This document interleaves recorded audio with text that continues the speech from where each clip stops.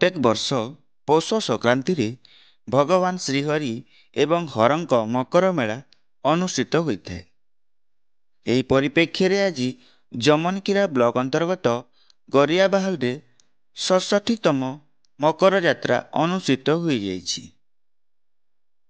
रविवार और सोमवार 2 दिन धरी चलीथिबा एही यात्रा रे बहु दूर दूरांतरु भक्तों समागम देखा मिलता। प्रथम दिन में छोट छोट पुओ झील मानकर नृत्य प्रतियोगिता होता बेले द्वितीय दिन अर्थात संक्रांति अवसर में श्रीहरि एवं हरଙ୍କ अपूर्व मिलन सांग को मेलोडी अपेरा एवं श्रीहरि संकीर्तन में झूमी उठी अंचलवासी। भक्तों समागम को आखिरी आगे रखी जमनकीरा पुलिस पक्षर व्यापक सुरक्षा व्यवस्था देखा मिलता। आज थंडार प्रकोप वृद्धि पाई सत्वे देखणहारी अत्यंत आग्रहर सह यात्रा उपभोग करथिबा प्रकाश करिसंती।